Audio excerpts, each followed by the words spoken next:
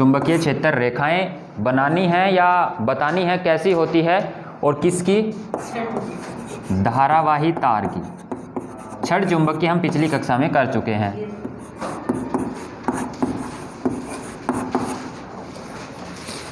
सबसे पहले तो धारावाही तार होता क्या है?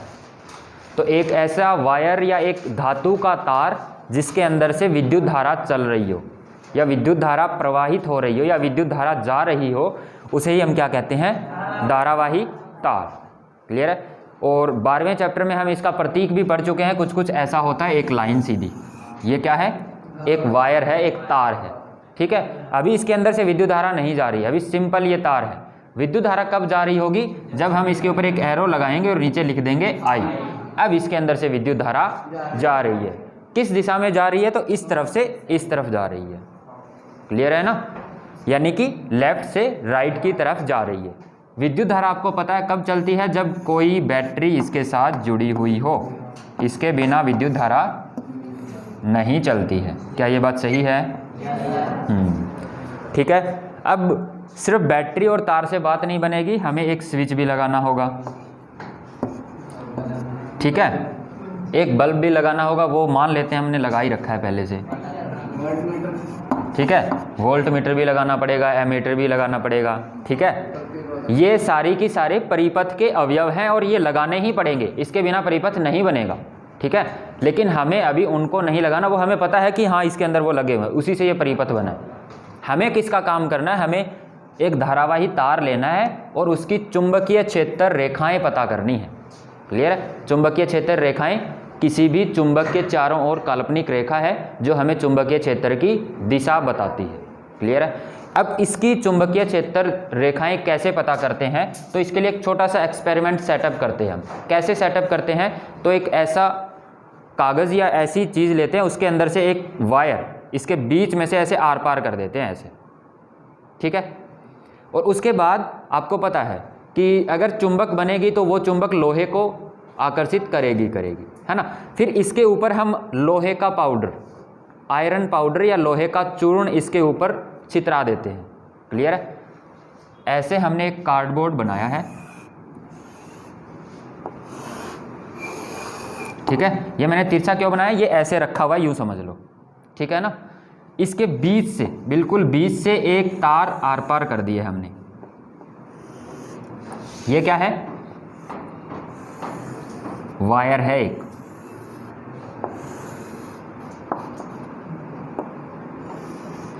ये क्या है? ये तो ऐसा कार्डबोर्ड है और एक तार ऊपर से लेके आए और यहां से आर पार कर दी।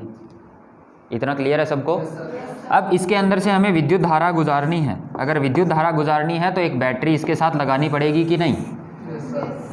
ये हमने लगा दी बैटरी।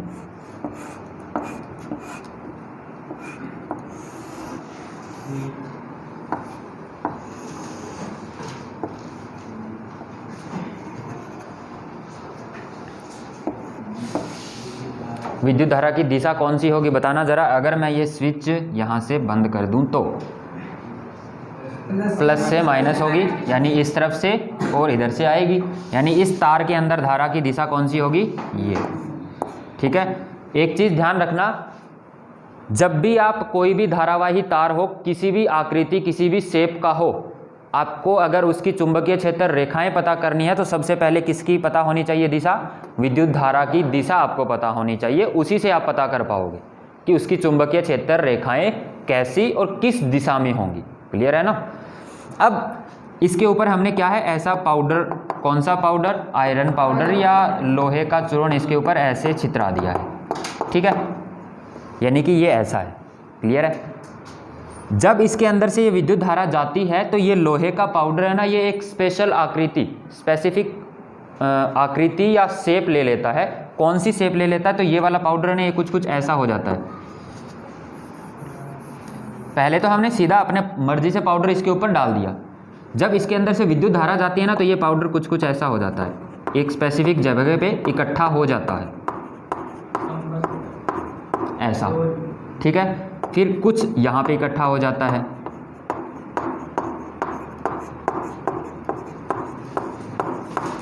ऐसा, और ऐसे ये इकट्ठा होता जाता है। समझ रहे हो क्या? ये हमने एक कार्डबोर्ड लिया है, उसके आर पार बिल्कुल बीच में एक आर पार विद्युत धारा का तार निकाल दिया है, उससे विद्युत धारा जा रही है।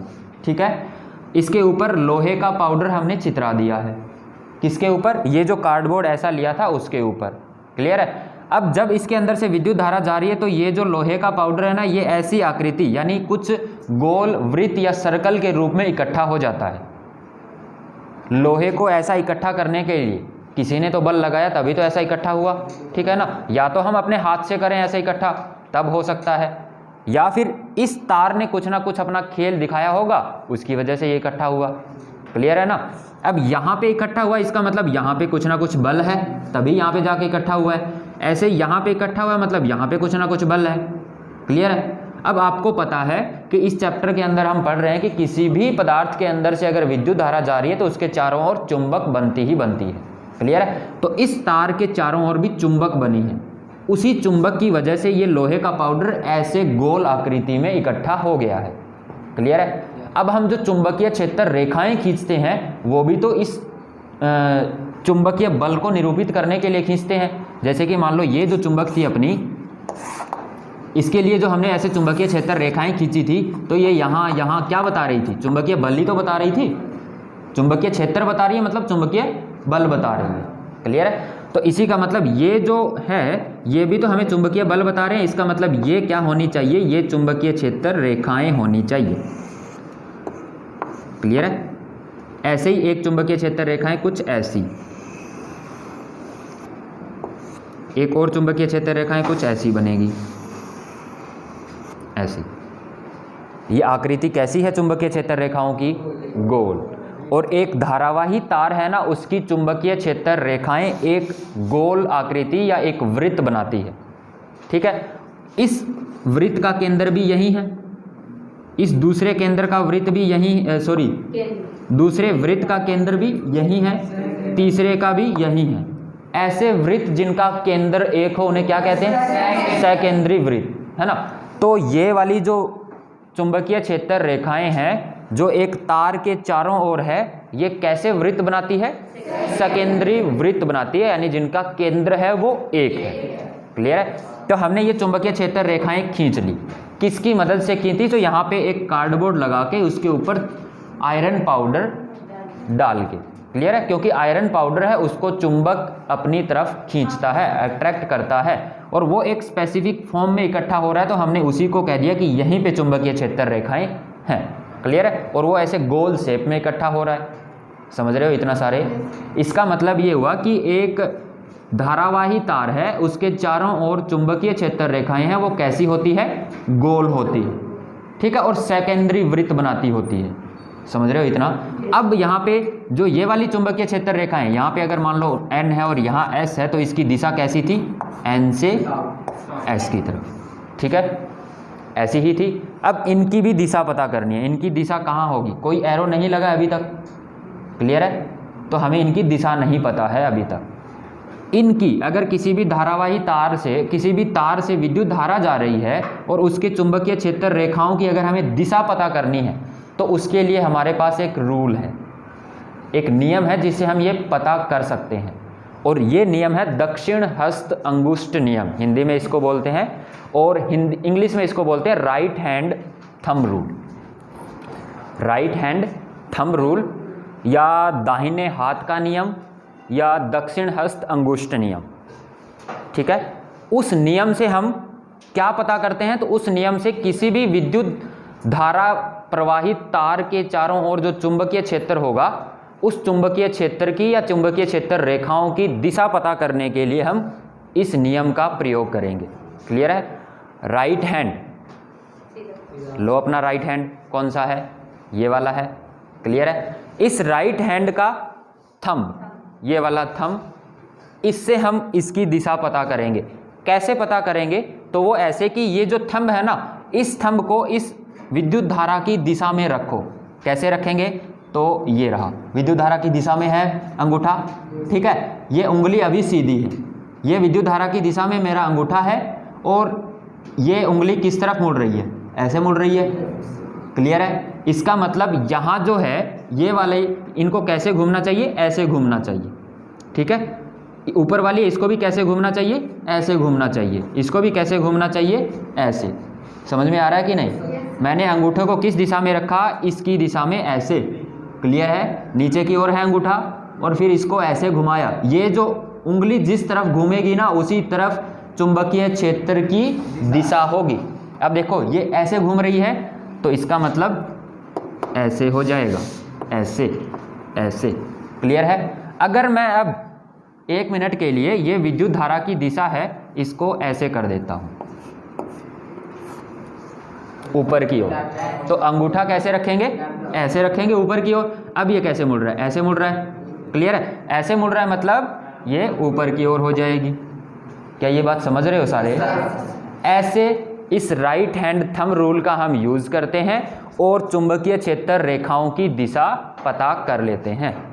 क्लियर है? अब जैसे ही देखो हमने विद्युत धारा की दिशा बदली तो यहाँ पे चुंबकीय क्षेत्र रेखाओं की दिशा भी बदल गई।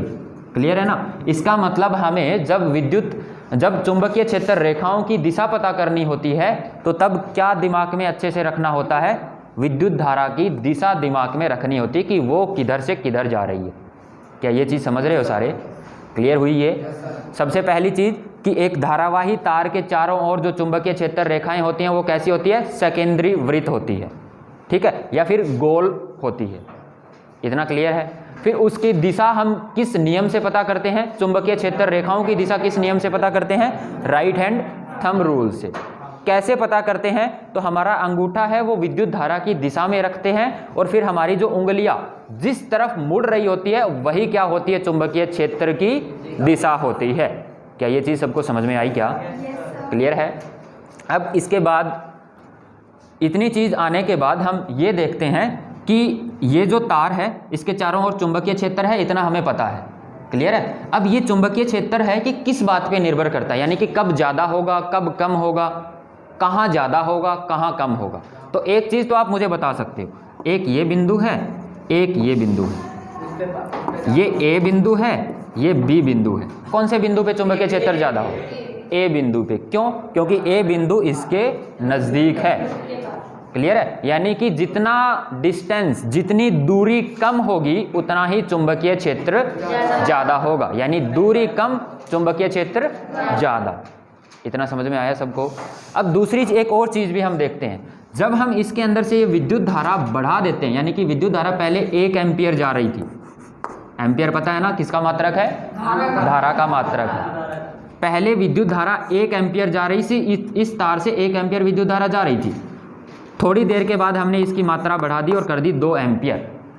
तब भी हमने देखा कि इसकी जो चुंबकीय क्षेत्र है ना वो ज़्यादा हो जाता है, यानी बढ़ जाता है।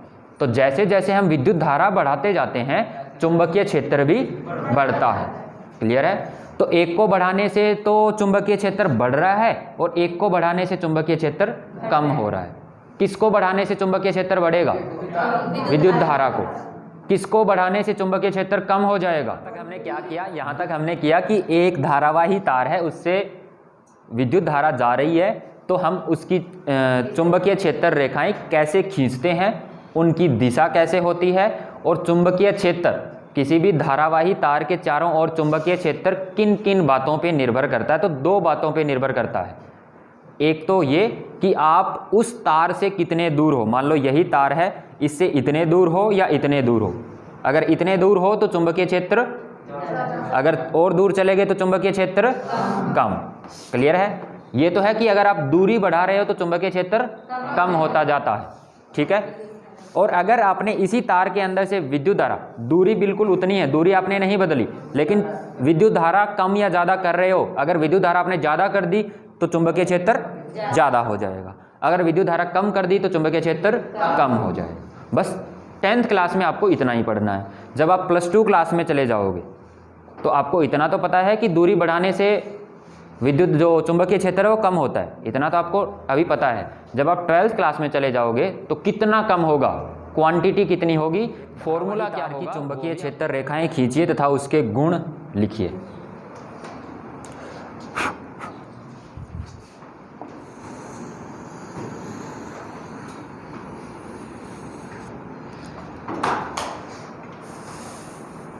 ऐसे ही बनेंगे।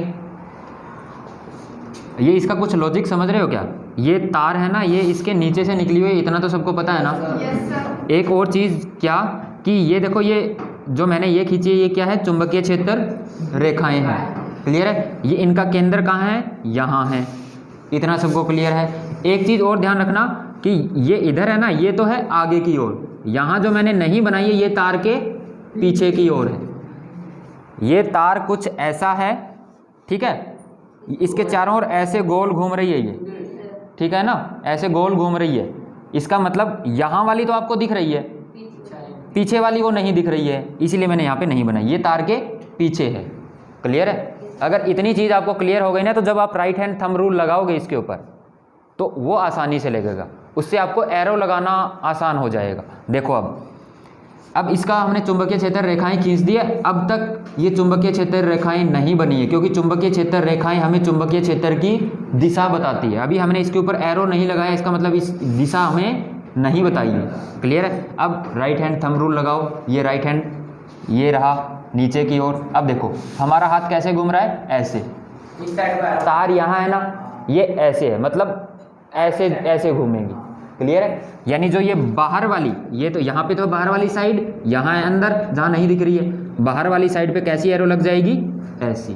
क्लियर है। क्यों ऐसी लगी, क्योंकि आपने ऐसे हाथ रखा, ऐसे घूम रही है। हैं? कैसे?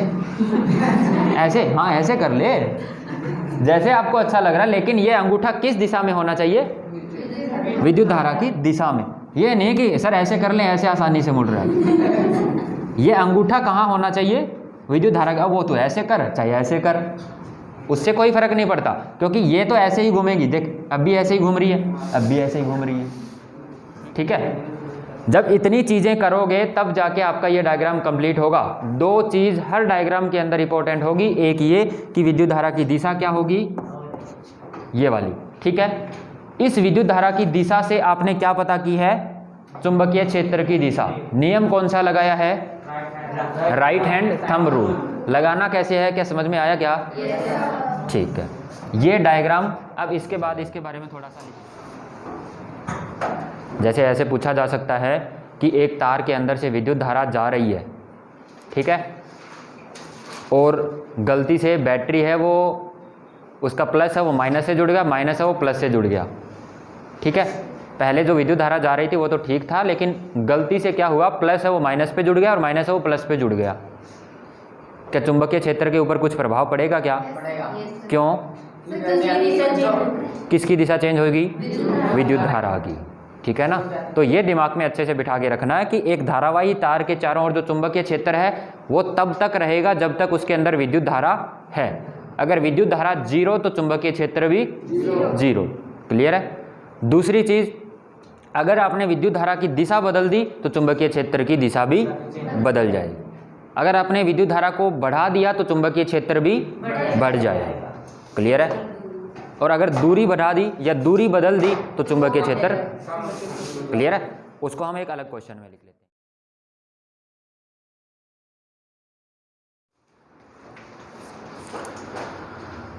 क्वेश्चन है, एक धारावाही तार के चुंबकीय क्षेत्र की दिशा कैसे पता करते हैं, और उस नियम को समझाइए जिस नियम से हम इस दिशा का। यहाँ तक हमने धारावाही तार के चुंबकीय क्षेत्र कैसा होता है, उसकी दिशा कैसे पता करते हैं, ये सारी चीज़ें कर ली।